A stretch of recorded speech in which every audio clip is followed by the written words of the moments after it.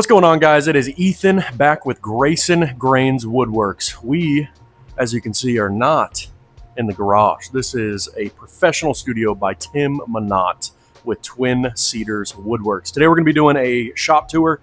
On my channel, we're going to be doing a quick walkthrough, but go check his out. We're going to do a little bit of a longer one, and then in the future, we're going to do a probably hour or 2 hour long video. So check out the video. Let me know what you guys want to see in the future, and thanks for tuning in.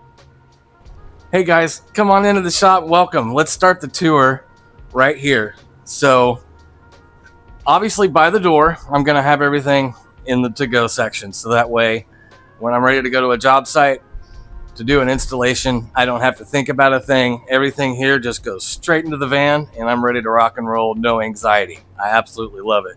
So I've got a portable table saw set up. That's the Bosch with the easy rise. And I'm on the Milwaukee platform for nail guns and general construction for most of my cordless stuff. And then we also have all the Festool install stack. So this is really my go-to for cabinet installation right here. Next to that, we've got lumber storage. So this is actually a new lumber rack.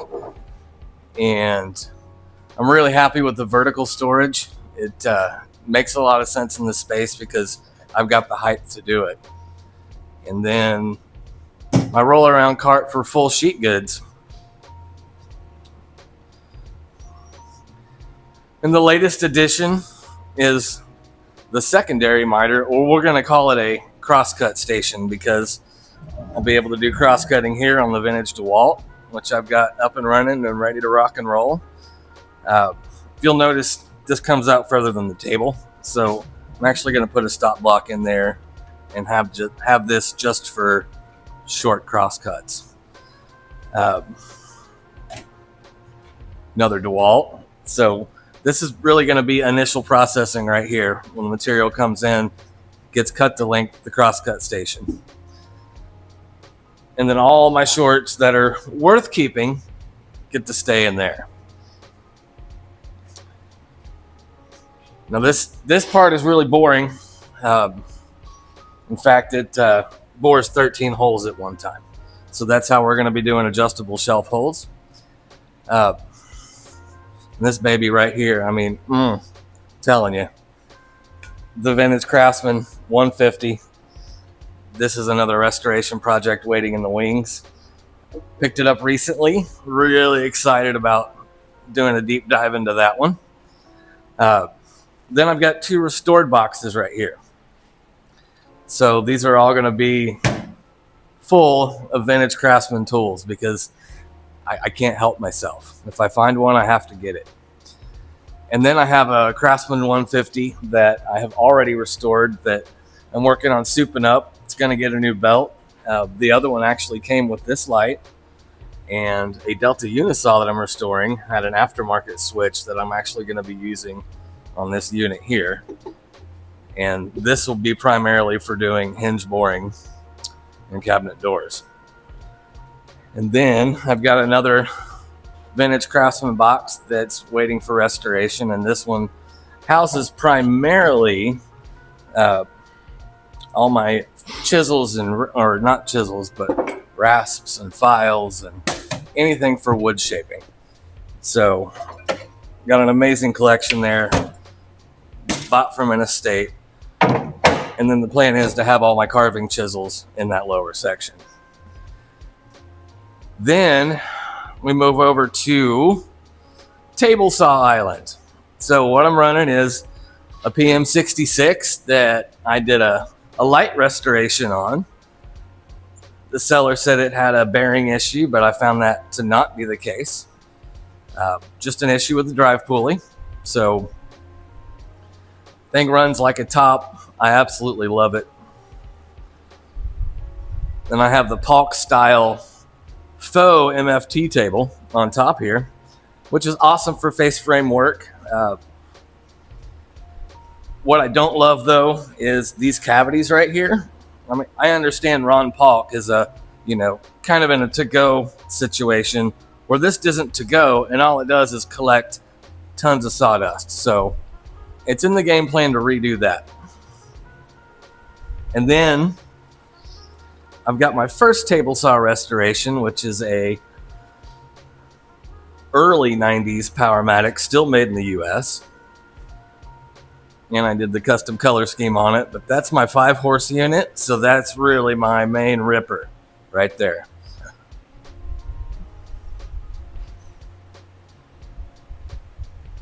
And underneath it, I have my custom table or custom cabinet for all of its accessories. I love using scraps from projects that I've done in the past, and this is probably some of my favorite scraps because that is chestnut, which is well over 100 years old and is non-wormy.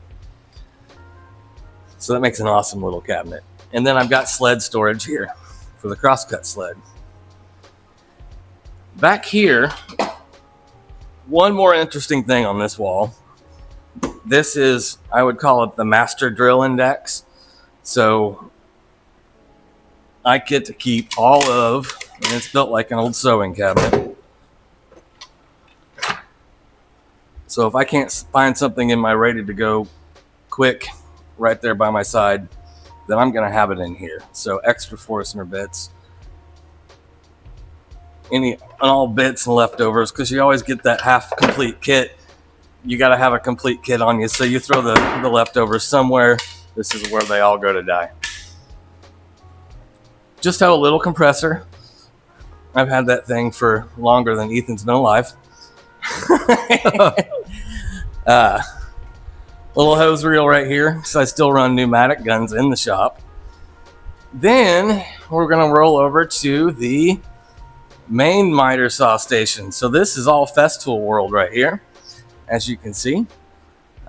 Instead of using the factory option slide outs for the sustainers, I opted to go with a 28-inch deep drawer glide, so I can actually fit 2 sustainers deep in these drawers. So I designed this starting with the box storage and then created the cabinet from there. So mostly in this station will be the accessories for all the Festool, such as sandpaper, dominoes, biscuits, and whatnot. And the vintage hand tool wall.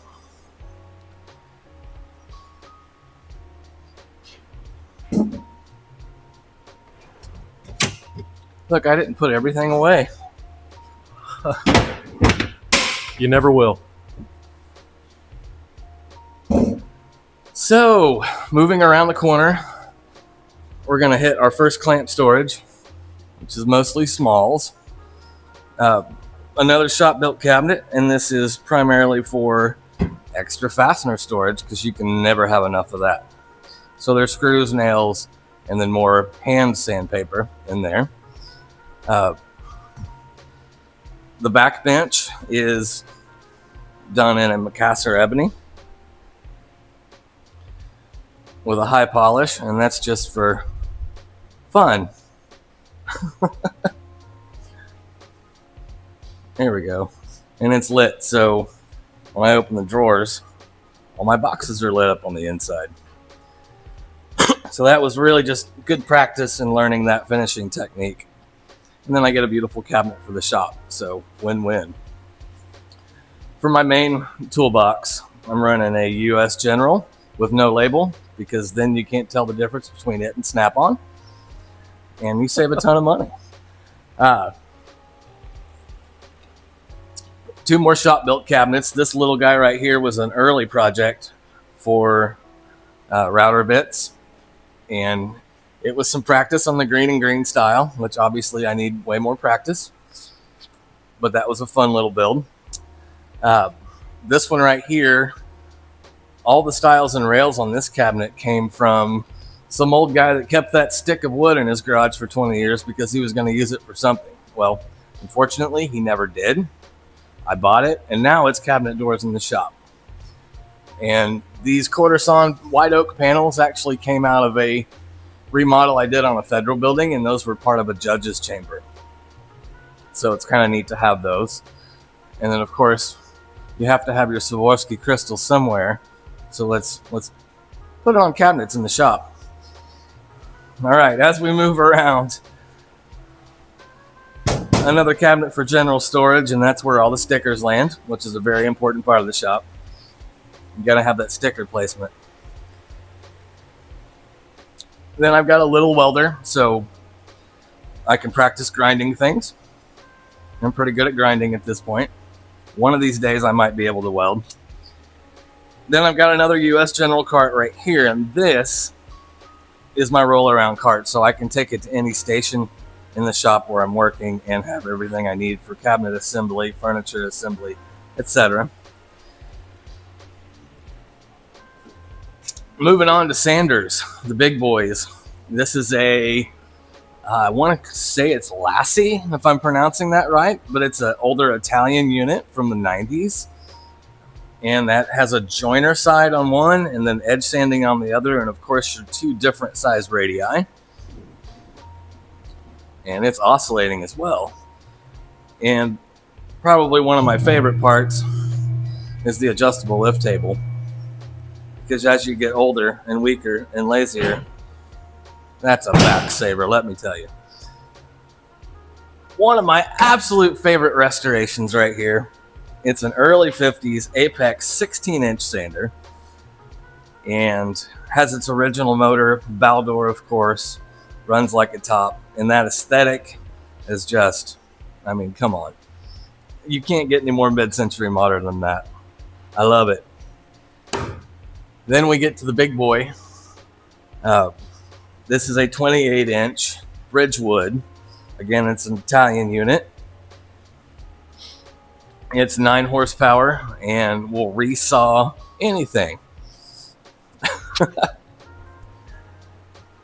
And then for my other bandsaw, because I want that primarily for resawing, and this is going to be for smaller scroll work. So this is another restoration waiting in the wings.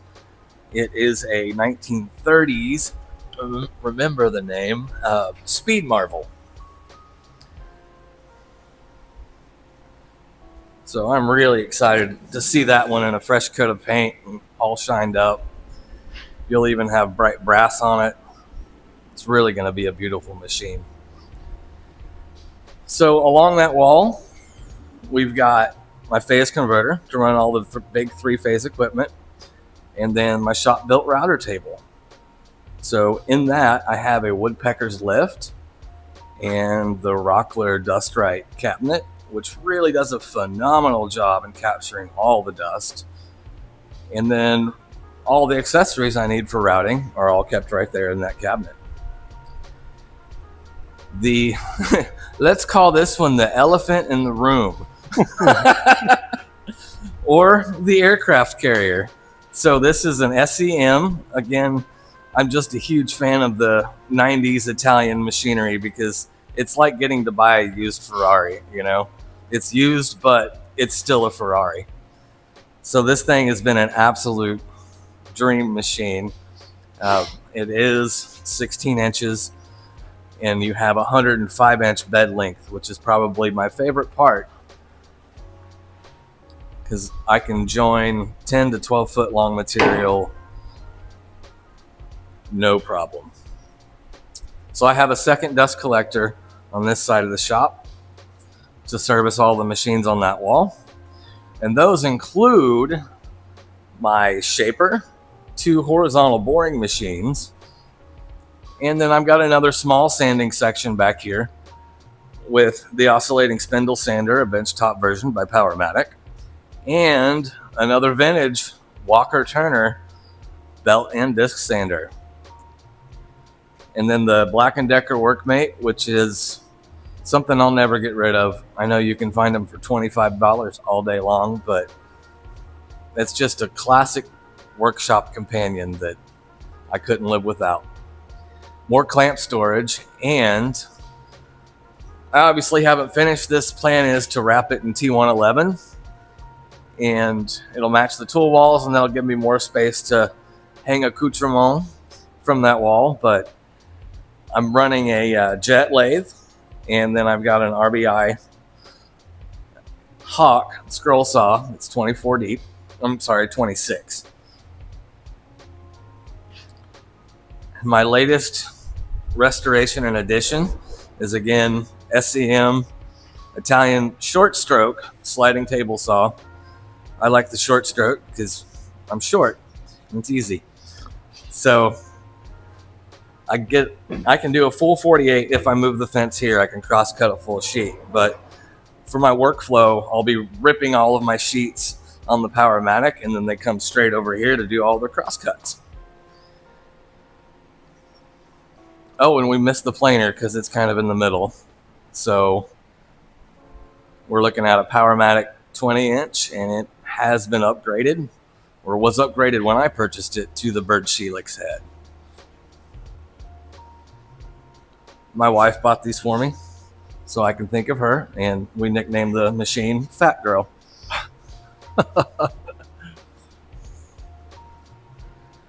Then I have my sharpening station, which is a Tormek T8, and it sits on a restored vintage Craftsman toolbox that I've rebadged and painted it to match the Tormek.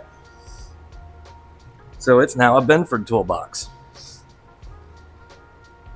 And then as we step into the finishing room or wet room, we're going to pass by the veneer storage. So I've got 3 gargantuan blueprint cabinets that are full of small veneer.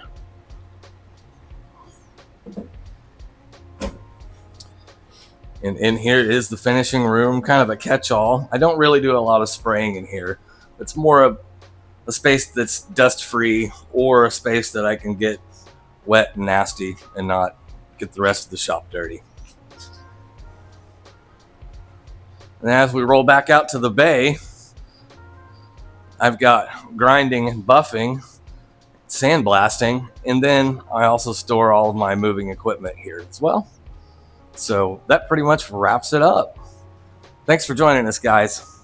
All right, guys. Well, there you have it. This is going to be a new recurring theme.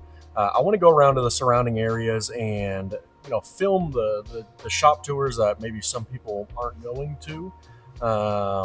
Figure out what they do for storage, what tools they have, why they have them. So let me know what you guys want to see in the future. More videos coming. I got a new drill bit review coming out, hopefully this same weekend or the following. So don't forget to subscribe. And thanks for tuning in, guys.